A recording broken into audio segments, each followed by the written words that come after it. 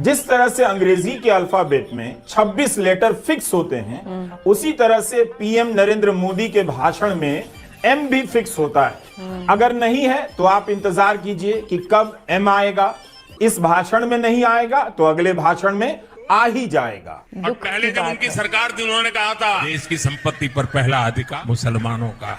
इसका मतलब ये संपत्ति इकट्ठी करके किसको बांटेंगे? जिनके ज्यादा बच्चे हैं उनको बांटेंगे, घुसपैठियों को बांटेंगे। क्या आपकी मेहनत की कमाई का पैसा घुसपैठियों को दिया जाएगा? भारत के प्रधानमंत्री नरेंद्र मोदी अगर झूठ ना बोलें, उनके भाषण में नफरती इशारे ना हो तो उनका भाषण पूरा नहीं होता। ये क्या बात करता है यार? Doctor Manmohan Singh SC, ST, OBC, महिलाएं, बच्चे और अल्पसंख्यकों खासकर मुस्लिमों की बात कर रहे थे। कलेक्टिवली कह रहे थे कि ये जो पिछड़े हैं इनका देश के संसाधनों पर पहला हक है। इस भाषण में कहीं नहीं कहा गया कि देश के संसाधनों पर पहला हक किसी एक समुदाय का है। आमतौर पर प्रधानमंत्रियों के भाषण की आलोचनाएं होती हैं, लेकिन मोदी पहले प्रधानमंत्री हैं जिनके हर भाषण के बाद देखा जाता है कि उसमें कितना झूठ है, उसमें कितनी नफरत है। इस सज्जन को क्या तकलीफ है भाई? कांग्रेस के घोषणा पत्र में वही सोच झलकती है जो सोच आजादी के समय मुस्लिम लीग में थी। अच्छा, ये कुछ ऐसे कीवर्ड हैं: तुष्टीकरण, मुस्लिम लीग, वामपंथी, टुकड़े टुकड़े गैंग, JNU। कि इलेक्शन में यदि कोई मुस्लिम उम्मीदवार कहे कि मेरे मुसलमान भाइयों बहनों मुझे वोट देना, उसका इलेक्शन कैंसिल हो जाएगा।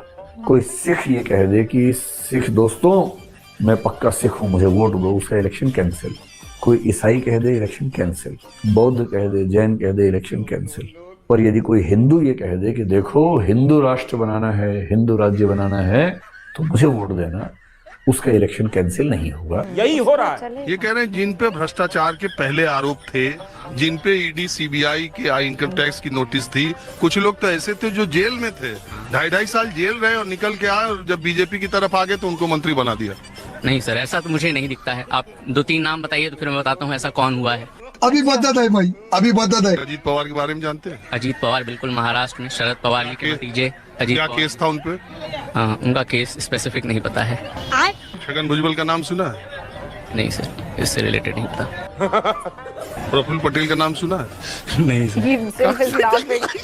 यार, हसन मुशर्रफ का नाम सुना है? नहीं। हेमंत बिस्वा शर्मा का नाम सुना है? हेमंत बिस्वा वो असम वाले। हाँ। हाँ, वो पार्टी चेंज करके आए थे, अभी जब मुख्यमंत्री वो हैं कांग्रेस में थे तो उनके ऊपर क्या आरोप लगाया था बीजेपी ने, और खासकर गृह मंत्री अमित शाह ने, आपने सुना है? नहीं, वो आरोप नहीं पता मुझे। सुना सर। एक ही तरफ वाला पता है। और क्यों बिहार की राजनीति में गर्मी बढ़ा दी है सर आप? क्या बिहार की राजनीति में इतनी गर्मी बढ़ा दी है सर आप? गर्मी बढ़ गया तो उसमें हम क्या करें? तो अगला प्रधानमंत्री कौन बनेगा? अगला प्रधानमंत्री क्या बनेगा सब बताइए ना आप। हम तो सर उम्मीदवार बता सकते हैं कौन कौन लोग हैं। हाँ बताइए। राहुल गांधी जी को आप मजबूत कर रहे हैं तो हमें तो लगता है कि राहुल गांधी बनेंगे। राहुल गांधी बनेंगे। हाँ, जिनको मजबूत करेंगे वही बनेंगे। बात तो सही है। अच्छा, तैयारी आपको कितने वोटों की तैयारी है? कितने वोट लेकर आइए इस बार? कहाँ से वोट लगे? दुकान से कितना है बता।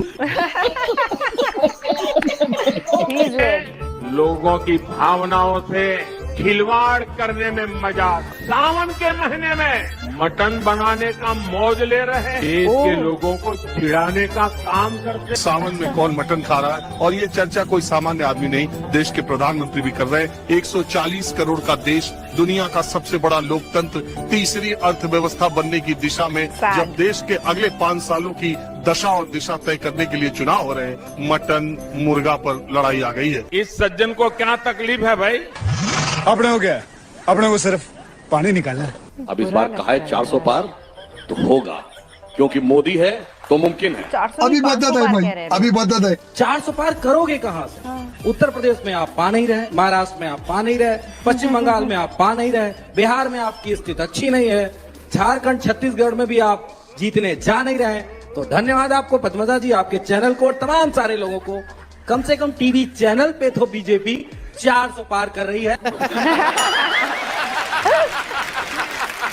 4 जून को रिजल्ट आएगा। 4 जून देश को मिलेगा सुकून। हाय हाय लाजवाब। नहीं, कांग्रेस के पक्ष में तो आपके पास लंबी चौड़ी तकरीरें रहती है राजीव जी। आज मुझे शब्दों में कमी दिखाई पड़ी।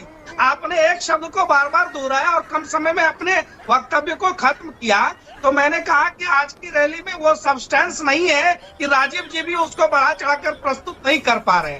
अभी बदत है भाई, अभी बदत है। इतनी हमारी मेहमान नवाजी है कि मैं व्यक्तिगत तौर पर कुछ किसी को बोलता नहीं हूँ और हम मेजबान हैं और हमने आपको बुलाया, लेकिन सिर्फ इतना कह दूं कि किसी भी सत्ता पक्ष के खिलाफ अगर किसी पत्रकार को विपक्ष के समर्थन में बोलते हुए कहा जाए तो मुझे लगता है कि ये उसके लिए कॉम्प्लीमेंट है। और आज आपने सुबह की शुरुआत अच्छी की है जो मुझे विपक्ष के साथ जोड़ दिया है, नहीं तो दौर तो ये चला है कि अपनी मर्जी के कहां सफर में हम हैं, रुख हवाओं का जिधर का है उधर के हम।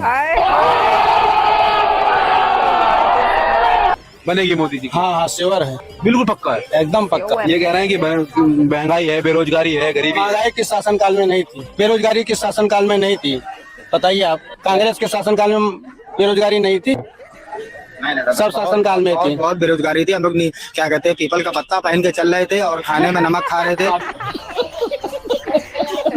कौन सा पीपल का पत्ता पहन के चल रहा है? अभी तो कपड़ा ही कांग्रेस के समय में, कांग्रेस के समय मैं दादा को सपोर्ट करता हूँ। दादा वैसे काम क्या करते हैं आप? दूसरा कौन मार रहा है? दादा पक्का बेरोजगार। ये लोग जो नारा दे रहे हैं 400 पार, अगर आपके 400 पार हो रहे थे तो आम आदमी पार्टी के नेता से आपको घबराहट किस बात की है?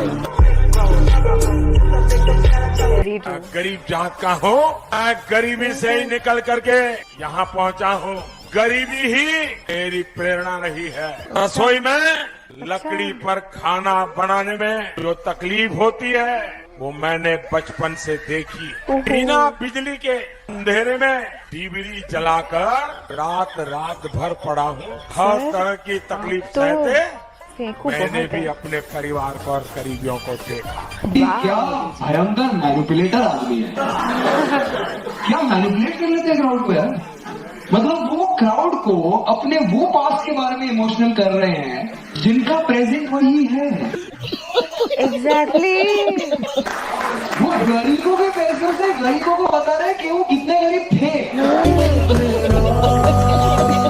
यार मतलब आदमी सोच रहा मैं गरीब, प्रधानमंत्री हेलीकॉप्टर से उतर के बोल रहे बेटा। जोर से बोल के लोग। इसके अलावा 5 momentum stocks for the day की बात कर लेते हैं, यानी कि आपको रेकमेंड करेंगे 5 स्टॉक्स जिन्हें आप होल्ड कर सकते हैं 7 to लोगों को स्कीमें बता दे। सुनिए, कॉमन सेंस लाइए। आप तो प्रेस कॉन्फ्रेंस वाले हैं, आप तो समझदार हैं, हमसे ज्यादा नॉलेज रखते हैं, तो इनसे क्यों नहीं सवाल करते? 2 करोड़ रोजगार की बोला था, किसानों की आय दुगनी करने के लिए बोला था। 2 करोड़ नौकरी की पूछोगे ना, 2 करोड़। राम मंदिर, स्मार्ट सिटी बन गई, राम मंदिर है ना, देश का वो क्या क्या बोला था। और यानी ये हो गया 3 तलाक। पाकिस्तान भूखा मर रहा है, ये गिना देते हैं। जो देश में हुआ उसकी गिनाओ ना, ये नहीं गिनाएंगे कभी। अगर मेरी बीवी बोले ना कि बीजेपी को वोट देना है तो मैं मेरी बीवी को तलाक दे सकता हूँ, लेकिन मैं बीजेपी को वोट देता हूँ। क्या बात करता है? मैं तलाक दे दूंगा।